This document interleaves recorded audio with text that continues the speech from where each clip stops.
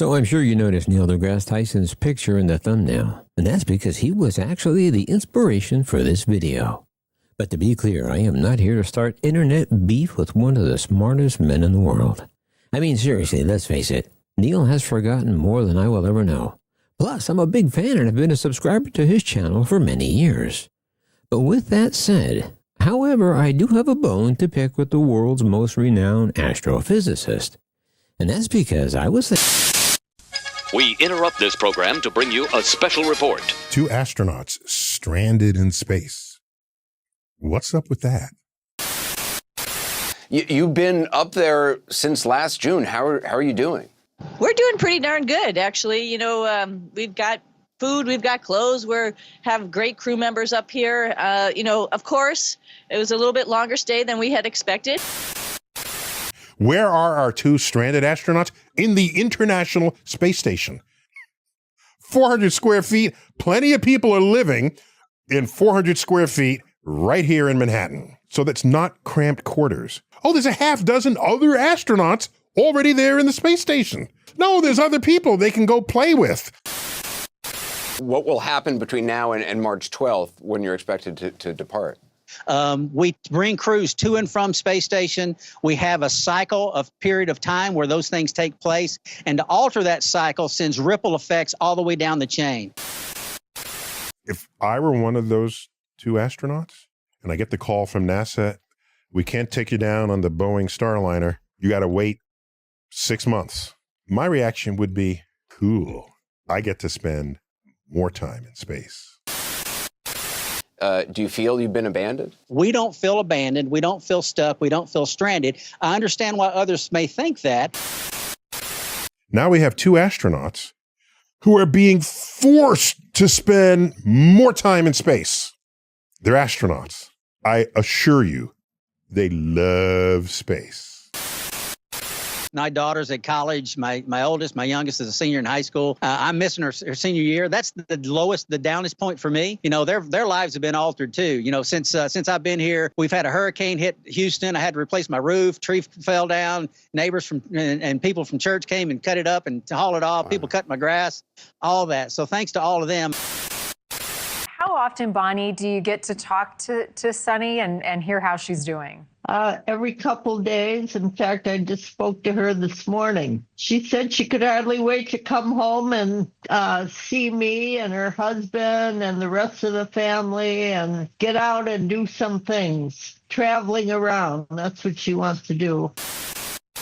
They love space. So as I was saying before we were interrupted, the genesis of this video began last August while I was watching Neil's YouTube channel Star Talk. And while I understand his well thought out and detailed scientific observation on the subject, I do have a bit of a bone to pick with him, and that bone is the meaning of the word stranded. Now, there's no doubt that astrophysicist Neil Degrasse Tyson is much smarter than me and definitely more famous. Maybe not as handsome, but that's neither here nor there. And of course, he also has a much larger channel than I do. However, we both have one thing in common where we are equals, and that is that we both have exactly the same level of experience as astronauts who have spent the exact amount of time in space, and that is exactly 0. Nada, zip, none, bubkiss. However, while of course I'm poking a bit of fun at Neil, I was a bit surprised by his, cavalier response to Butch and Sunny being stranded on the International Space Station. And by the way, Neil, if you're watching, that would be happening. I would love to have you on the channel. You have an open invitation anytime. However, as a non-scientist, I, unlike Neil Degrasse Tyson, am going to look at this from a strictly human point of view, still with the understanding that Butch and Sunny are consummate professionals. That being said, just because you're an astronaut doesn't mean you don't have a life beyond space. And Butch and Sunny, no matter how experienced, do have lives beyond the space program. Additionally, we need to remember that they only planned for a 10-day stay in space that has lasted 10 months now, closing in on a year. And also when Neil said that if he were an astronaut, he would love to be stranded in space for 10 months. Well, in that case, also like me, having no personal experience that the toll of space plays on your body, the quality of life, and worst of all, your mind, especially when you're older and into your 60s. And being part of that 60s club, I too know a bit about that as well. Again, I get where Neal was coming from. Still, it was these comments that got me thinking. But like I said, I'm not here to pick a fight with Neal because I don't want him to do me like he did Terrence Howard, because oh boy. But anyway, what I'm trying to do is something I learned from his show Star Talk, and that is to analyze the data and study the science and not assumptions based on the knowledge I do not possess. Because as I stated, neither of us has been astronauts, as far as I know at least. So with that in mind, let's all play a little mind game together. I know many of you are pilots, others are aviation enthusiasts who are heavy air travelers who love to fly and travel around the world. So we're all going to take an imaginary vacation together.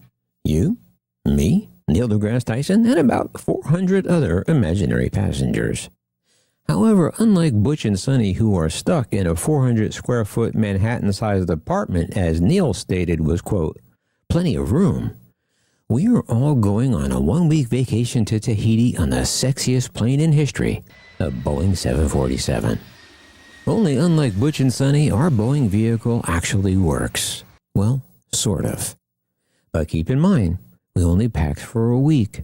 We only planned for a week away from our homes, jobs, families, and future holidays and unexpected everyday life events. So here we are just after landing in Tahiti. We find that our big, beautiful 747 had broken down. And there's no way for our group to leave because our return flight was scheduled on that very same broken down 747 in which we arrived. But in the meantime, we don't have to worry because the air conditioning will still be working, the lavatories will be serviced, and food will be catered on a daily basis. Plus, the plane is so huge we can exercise by walking up and down the aisles. And oh yeah, in Tahiti, we still have the amazing advantage of gravity, which they don't on the space station.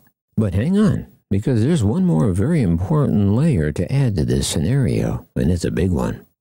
Because even though there are hundreds of other flights coming in and out of the airport on Tahiti, our small Maximus Aviation travel group has been forced to physically remain on the 747 in which we arrived, and only can leave if our 747 is fixed, or another 747 from the airline arrives to pick us up. And by not leaving the aircraft, I mean just that. We cannot get out and go to the Tahiti duty-free shop and buy a bottle of Kahlua or even stretch our legs on the tarmac. We have to stay inside the plane due to an unfortunate agreement we made in order to get such great airfare. But wait, there's even more because there's an even bigger concern now. Because the airline has only one other 747 in their fleet with which to rescue us, and it is also broken and out of commission and being repaired, and won't be fixed for 10 months. Yeah, that's almost a year. And as businessman and author Harvey Mackay once said, time is free, but it is priceless. You can't own it, but you can use it. You can't keep it, but you can spend it. However, once you lost it, you can never get it back. And a year is a long time to lose. Okay, so stay with me here. Neal, you still with me? Good. But while our little group is stuck on the plane, guess what? The other 390 or so passengers are allowed to leave in small groups on other connecting flights of anyone they choose and any model of aircraft available. Now, fortunately, all of us are basically physically fit, still seasoned 60-something seniorish passengers on the plane. However, much to our dismay, many younger and much more able-bodied passengers who would be more suited for a long and arduous stay in a confined space are free to leave on different connecting flights at any time. But for our group, we can't leave for 10 months until our airline dispatches the next available 747 to rescue us. Now add to that, in those coming 10 months, you're going to miss all the major holidays and known and unknown events that happen in everyday life. Not to mention one of the biggest elections in generations. You'll miss the World Series, the Super Bowl, the World Cup, Christmas, Thanksgiving, Halloween, New Year's, Kwanzaa, the Miss America pageant, the Daytona 500, just to name a few. But you're also going to miss your children graduating, maybe their first steps, getting their driver's license or getting married, and maybe loved ones getting sick and, God forbid, passing away. Oh, and a little side note here. It's important to keep in mind that when astronauts do go on pre-planned extended stays in space, they can train for up to 3 to 5 years ahead of time so that they have those years to prepare and get their affairs in order. Also so that they and their families are fully aware of the consequences. But also remember, like our little Maximus tour group, Butch and Sunny only packed and pre-planned along with their families for about 10 days. So keep that in the back of your mind. But back in Tahiti, unlike space, like I said, we have gravity to keep all of our parts in place. And yet still your body's going to begin to break down a bit from a lack of real exercise, sunlight, and vitamin deficiencies and more. So maybe you'll gain or lose weight or unexpectedly get sick. And finally, worst of all, you may suffer from various mental and emotional confinement issues and maybe even suffer the rest of your life with still as of yet unknown ailments or worse, PTSD when it's all over. But hey, you love flying. And so, this is where, in my loving but sarcastic way, I would genuinely enjoy the opportunity to sit down and talk to Neil Degrasse Tyson about the subject and the meaning of the word stranded. I mean, just think of all the airtime and public speaking events Neil Degrasse Tyson would miss out on over those 10 months. Or his inability to do a daily podcast, news interviews, space museum tours, in addition to all the other negative impacts I mentioned. So finally, after all that begs the question, is anybody really going to love being in that situation, no matter how much you may love space or airplanes or flying? Of course not.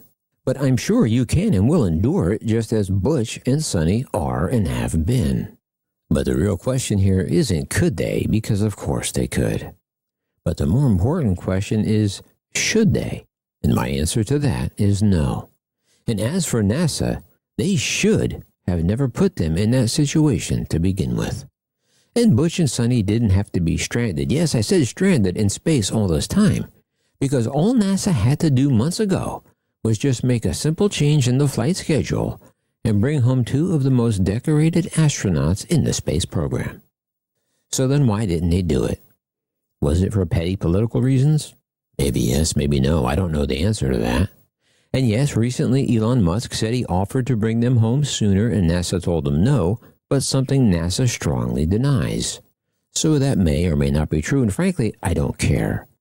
However, Musk is right about one thing. Love him or hate him, he doesn't make the schedule, NASA does.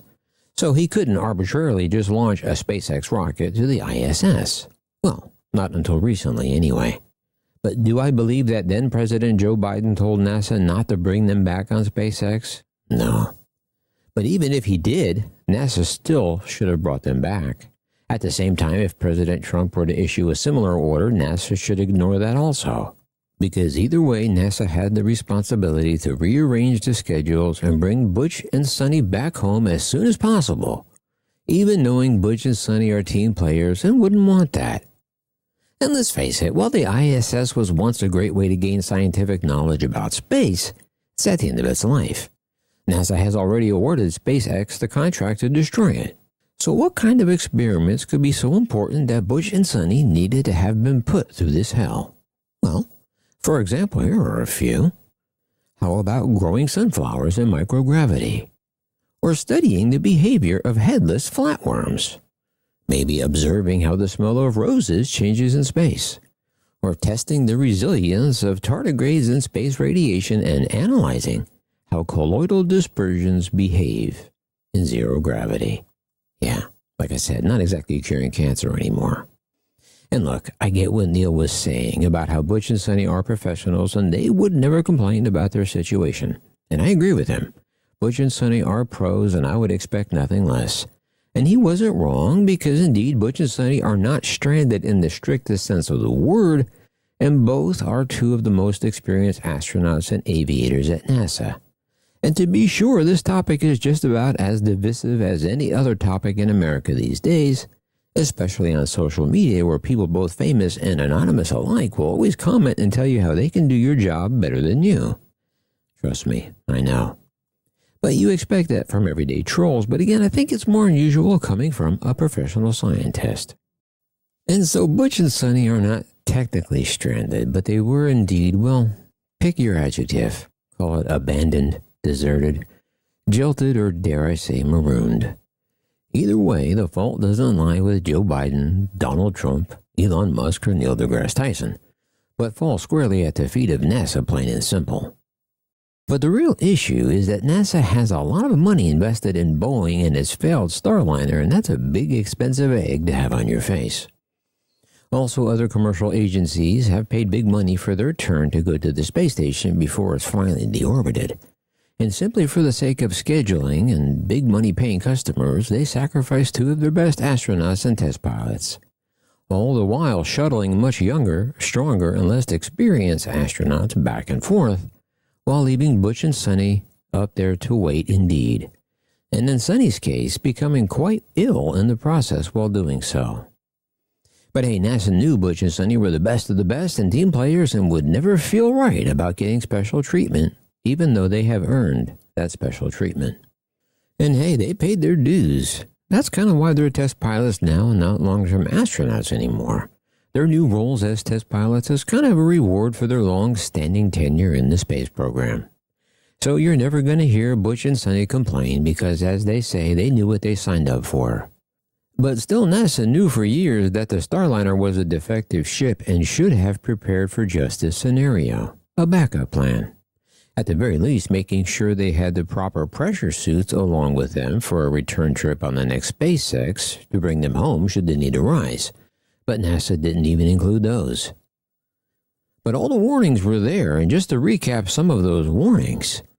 Originally planned for 2017, the Starliner launched and faced numerous delays, including issues with the parachute harness and flammable tape on wiring. These delays pushed the launch back to mid-2024. Then a launch attempt on May 6, 2024 was scrubbed due to an oxygen valve problem. Subsequently, a helium leak in the service module further delayed the mission. Then another attempt on June 1, 2024 was scrubbed due to a ground computer hardware fault, until finally Starliner successfully launched on June 5, 2024, and the rest is history. So finally, for those of you still with me, hey, and to prove you stayed this long, do me a favor. In your comment, include the word Butch. But I'll leave you with some of this clip you saw at the beginning. And while you're watching this, remember the quote, "Time is free, but it's priceless. You can't own it, but you can use it. You can't keep it, but you can spend it.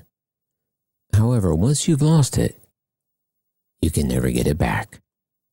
So, what do you think? Am I a crazy person? Do you agree? Do you disagree? Let me know down below. And with that, I'll let Butch close us out. My daughter's at college. My oldest, my youngest is a senior in high school. I'm missing her senior year. That's the lowest, the downest point for me. But she's a trooper. My wife's is something else. She's amazing. They're the ones that are really resilient in all this because, you know, their lives have been altered too. You know, since I've been here, we've had a hurricane hit Houston. I had to replace my roof. Tree fell down. Neighbors and people from church came and cut it up and to haul it off. Wow. People cut my grass, all that. So thanks to all of them. And like I said, my ladies have been amazing. And just say hello to y'all, Deanna, Darren, Logan, and happy Valentine's Day. Sure, I would love to say hi to my husband and also my niece and nephew who my niece is actually graduating from high school this year too. And one of our other crewmates, his son is graduating from high school too. So, you know, we've all missed some time with our family up here and that's unfortunate. But you know what? You know, they're also, like Butch said, very resilient and, you know, ready for, you know, to support us. And that is, that's a huge task to ask them to do, but they're up for it.